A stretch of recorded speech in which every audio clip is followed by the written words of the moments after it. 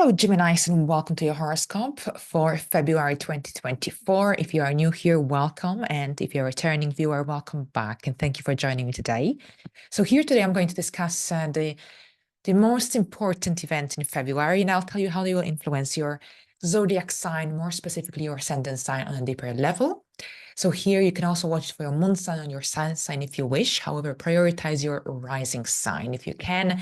And the moon and the sun horoscope is just to give you a bigger perspective, a wider perspective upon the upcoming weeks. I follow Western astrology, tropical zodiac, so a very warm welcome. Thank you for joining me today again. Right, so we've got a busy month, a very busy and transformative month without a doubt. Lots of energy and emphasis upon your ninth house this month, because we will have lots of transits going on in this area of life, but also Venus, Mars, and Mercury will all conjunct Pluto, the planet that recently entered this sphere of life. All right, so here with a strong emphasis upon your ninth house this month, you may experience a significant and energetical time of growth, developments, changes even in this area of life. So the area of higher education, travel, your belief system, your life principles, you might be transforming these major spheres of life. And generally following these conjunctions and these planetary events of alignment, your perspective upon certain or specific aspects of life might transform quite significantly. So here, overall, you might have this really strong urge to expand your horizons, to explore new ideas and new perspectives, for example.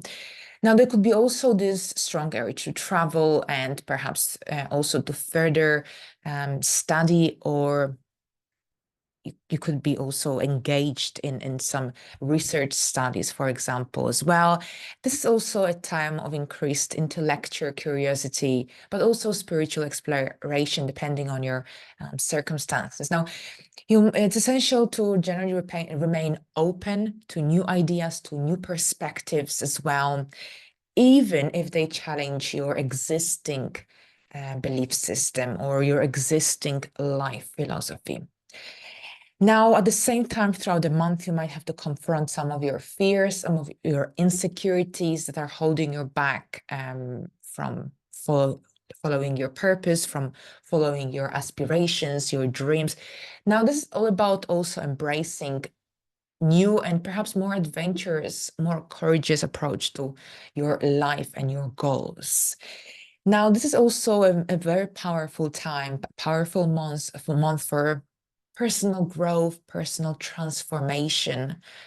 So here it's all about remaining open, flexible, adaptable to the lessons, to the experiences that emerge around this time.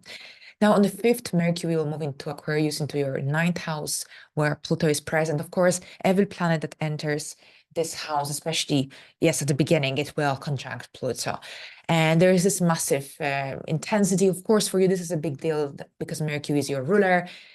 Now, during this time, you might have this really strong desire to deepen or explore your understanding of some spiritual or philosophical topics.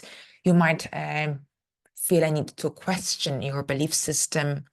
You might seek out deeper truths about yourself, about your life philosophy, about the world around you.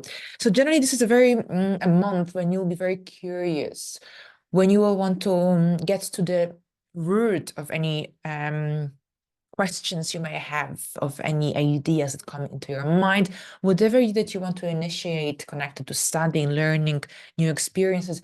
Perhaps this will also require further or deeper studies, understanding as well. Now, you could be also involved in research studies. You could be involved in some major investigation as well, or we might have this strong need to learn a new language even.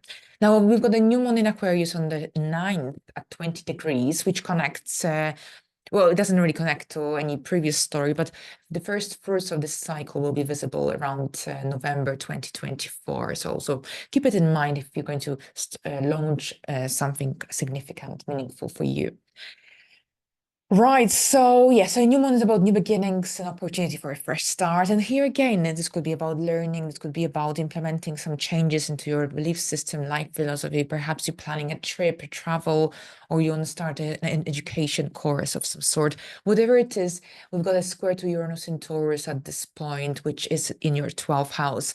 This could be bring that strong need to free yourself, to liberate yourself from some old patterns, old beliefs that no longer serve any purpose, that no longer belong in your reality, or perhaps no longer serve your personal growth, your personal evolution. So you might have this really strong inner desire, inner need to explore new horizons, seek out new experiences, new opportunities that perhaps challenge your current worldview in some way. So it's a very interesting new moon in many ways because it can be a very powerful time connected to personal growth, to liberation, as long as you approach it with an open mind and a willingness to embrace the unknown. Now, of course, Aquarius connects harmoniously with your Gemini ascendant as well. So this could be a really empowering time in many ways as well. Now, on February the 13th, Mars will move into Aquarius, into your ninth house, where it will remain until the second part of March. And it will also conjunct Pluto. So overall, it looks like February and the initial weeks of March will be very vivid, full of adventures, full of that need to liberate yourself from any restrictions, limitations. It's a really empowering time of the year for you. And when Mars comes here and aligns with Pluto, this could be about having this really strong desire for exploration, for expansion. You might have this strong need to here again break away or break free from the old patterns, limitations, anything that generally stands in the way towards your independence, to your ability to feel free in some way. So generally it's all about, you might feel a sense of restlessness even and need to take risks to follow your goals. At the same time, you might feel very passionate, determined about a specific objective that you want to reach this year.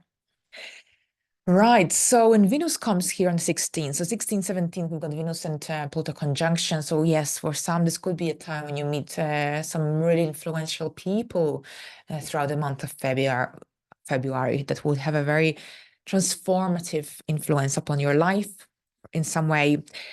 This could be about a strong need to bond with like-minded individuals. You could have this strong need to explore new horizons. You might also have this intense or this sense of intensity and passion in your relationships, in your creative pursuits in some way. You might have this need to dive deep into perhaps a new connection, a new relationship, perhaps someone that perhaps you meet at a workshop or at a festival or abroad during traveling. This could be very much the case. So it's a very powerful time for personal growth, transformation, yet again. All right, so on the 19th, we've got the North Node and Chiron conjunction in Aries at 16 degrees. So it's a time of healing, a deep time of healing in many ways, of some friendships. Now, yes, that's happening in your 11th house and at 16 degrees. So the North Node is about the unknown, about generally it's about the path we are supposed to be heading, about the future. Sometimes it's scary to follow the North Node energies because we are not familiar with them. Chiron is the asteroid connected to wounding memories, trauma, but at the same time, it's connected to healing. So here, this conjunction can bring about a really, really transformative energy in your life. It activates a sense of purpose. It activates a sense of direction you should be following. You might have this, yet again, strong urge to break free from old patterns, to embrace the new, more authentic way of being, especially more authentic way of being among your friends, in group surroundings as well. And perhaps this will also help you to heal that ability to assert yourself. Perhaps you'll be moving away from connections, friendships that no longer serve any purpose in your life. Perhaps the ones that are limiting, restricting in many ways, not healthy. You might have this experience, this sense of renewal and vitality as well. So it's here, this could be also about this opportunity to connect with like-minded people who have similar interests, similar passions as your. It's not about being determined and having this inner courage to face the fears that perhaps also are connected to the past, perhaps some fear of crowded places or a fear to enter a new friendship. There could be memories coming back to the surface. So you will be finding this inner strength to face those fears and release them in order to move forward and perhaps attract better connections into your life, healthier. Now on the 22nd, Venus and Mars will meet at 7 degrees of Aquarius.